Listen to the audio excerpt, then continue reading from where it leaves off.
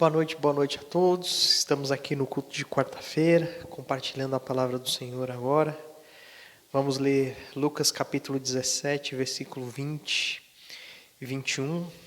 Essa vai ser uma introdução de coisas importantes que Jesus vai falar aí na sequência do texto, e a gente vai ter a oportunidade de abordar melhor domingo. O texto diz assim: Interrogado pelos fariseus sobre quando o reino de Deus viria, Jesus lhe respondeu: O reino de Deus não vem com aparência exterior, nem dirão, está aqui ou está ali, pois o reino de Deus está entre vós. Vamos orar?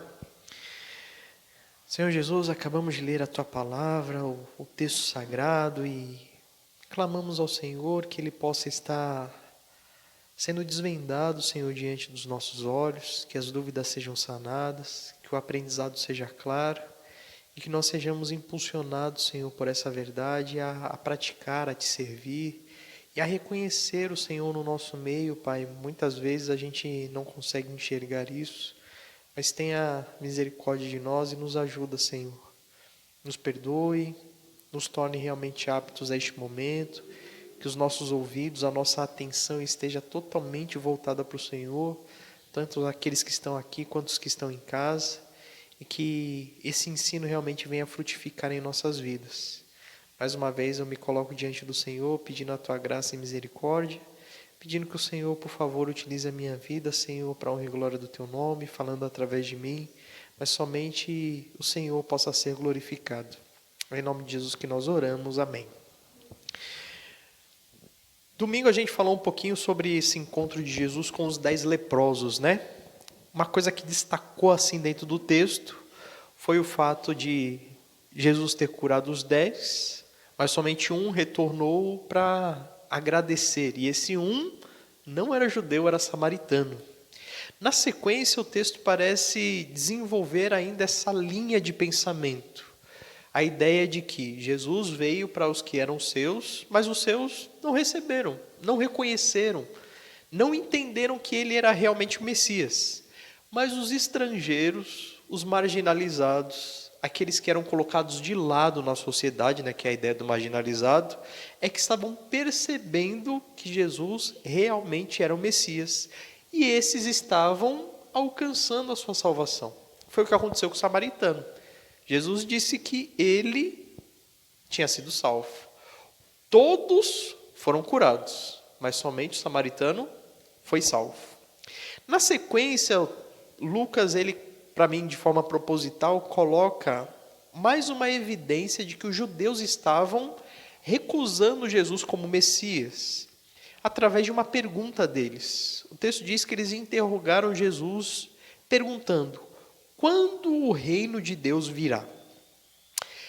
No Antigo Testamento, todos os profetas apontavam Jesus como um sucessor do reino de Israel, da linhagem de Davi.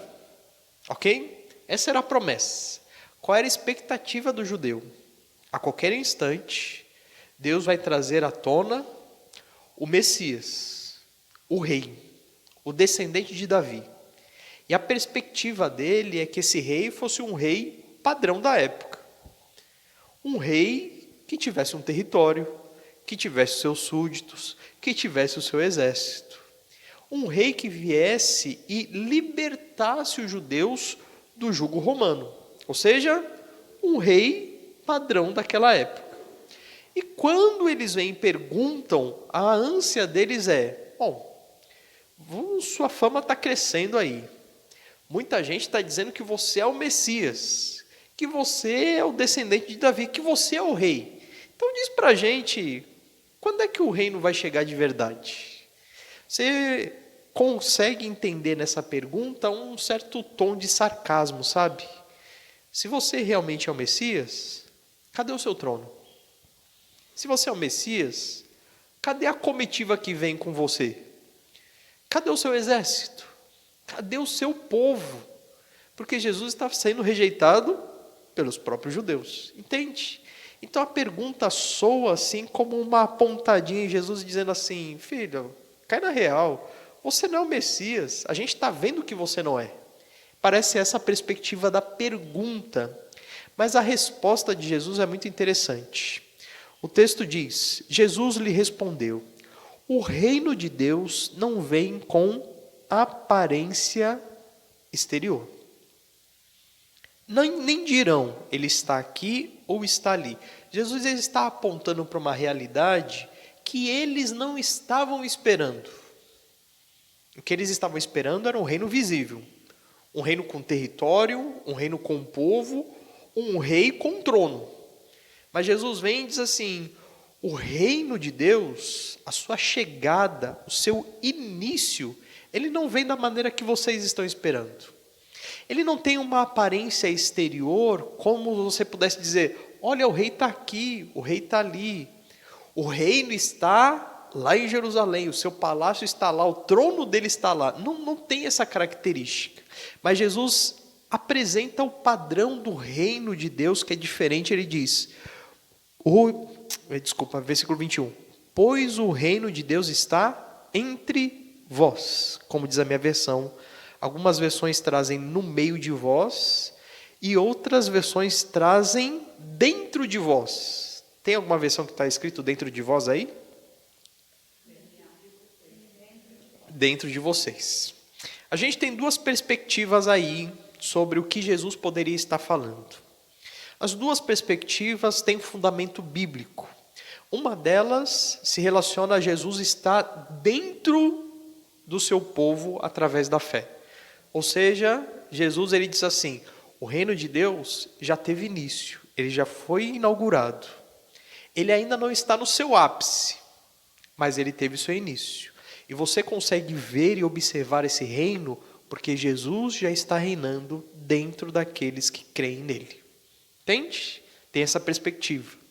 Eu já creio que a perspectiva seja outra. Jesus ele está dizendo assim: eu estou aqui, eu sou o rei, eu estou no meio de vocês. Parece que a intenção do texto vai mais nessa linha de Jesus está se apresentando como rei. Mas é como se ele dissesse assim: eu estou aqui, eu sou o rei, eu estou no meio de vocês, mas vocês continuam me rejeitando. Vocês é que não são o meu povo, apesar de eu ser o rei de vocês. E quem está me reconhecendo como rei? Os samaritanos, os publicanos, os pecadores, que é exatamente a linha da sequência do pensamento de Lucas, quando escreveu essa história aqui, dizendo assim: enquanto Jesus ia passando de cidade em cidade, e os pecadores, os estrangeiros, iam reconhecendo ele como rei, o seu próprio povo continuava perguntando: cadê o rei? Onde é que está o rei?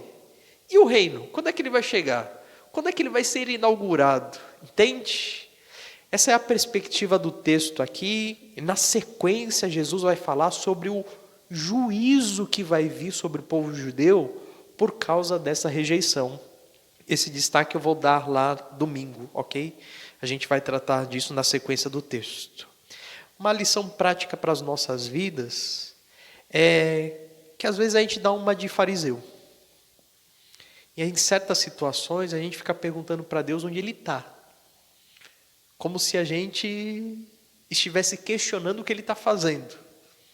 Como se a gente estivesse questionando a autoridade dEle, o poder dEle, e se realmente Ele é quem é. E na verdade a gente não pode fazer isso. Porque mesmo quando a gente não consiga enxergar, como Jesus disse, mesmo que não tenha uma aparência exterior, Deus é rei. Deus continua mandando nesse mundo como rei. A autoridade é dele. Todas as coisas funcionam de acordo com a vontade dele, ou no mínimo com a permissão dele. Ele continua agindo de forma invisível e misteriosa nas nossas vidas, sempre para o nosso bem, mesmo que a gente não consiga enxergar. Então, nos momentos da aflição e nos momentos de dúvida, eu acho que não tem problema nós questionarmos, mas questionar sem duvidar. A gente pode dizer para o Senhor: Senhor, eu confio em Ti, mas eu não entendo o que está acontecendo. Eu continuo confiando em Ti, mas é de verdade que eu digo que eu não estou vendo o Senhor agir. Senhor, me faça perceber, me faça enxergar, me ajude a confiar mais. Não tem problema a gente questionar Deus. O problema é nós duvidarmos dele. O problema é nós chegarmos na frente do Rei Todo-Poderoso e dizer: quem é o Rei? Quem é que manda aqui? Cadê o seu reino? Cadê o seu poder? Como esses homens fizeram na frente de Jesus. Já imaginou como deveria ter sido para Jesus ouvir daqueles que são o seu próprio povo dizendo: quando é que vai chegar o reino? E Jesus ter que dizer para eles: olha, eu estou aqui no meio de vocês já faz tanto tempo, vocês ainda não perceberam isso? Então, que não aconteça isso com a gente. Que a gente possa perceber com clareza que Jesus está no nosso meio, que Ele está dentro de nós, que Ele está agindo, que Ele é o Rei, Ele é o Todo-Poderoso, Ele é o Soberano, e mesmo que a gente não consiga ver, Ele ainda está à frente de todas as coisas. Amém? Dúvidas, irmãos? Ótimo. Convido você a ler a sequência do texto. Até domingo dá para você ler umas 70 vezes 7, mais ou menos. Tenho certeza que Deus vai falar com você e a gente vai poder compartilhar esse texto no domingo. Vamos orar? Senhor Jesus, nós te louvamos, engrandecemos o teu nome, pela tua bondade, pela tua ação, pelo teu reino sobre as nossas vidas. Porque o Senhor é o nosso Rei. O Senhor reina em nossos corações, mas o Senhor também reina sobre o mundo inteiro. O Senhor é Rei sobre tudo. O Senhor é o Criador de tudo. O Senhor é o Deus Todo-Poderoso. Ninguém pode ir contra o Senhor. O Senhor está além de toda a sua criação. Louvado seja o teu nome por isso. Pai, nos perdoa. Nos perdoa porque muitas vezes, apesar de ter essa consciência, nós às vezes duvidamos da tua ação.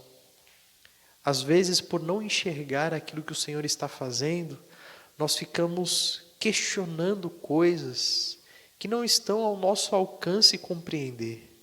Tem misericórdia de nós, Pai, nos ajuda a reconhecer as nossas limitações, o quanto nós somos pequenos, e sempre nos voltar a Ti, Senhor, com um respeito devido ao Deus Todo-Poderoso, ao Rei soberano, Senhor, sobre todos nós.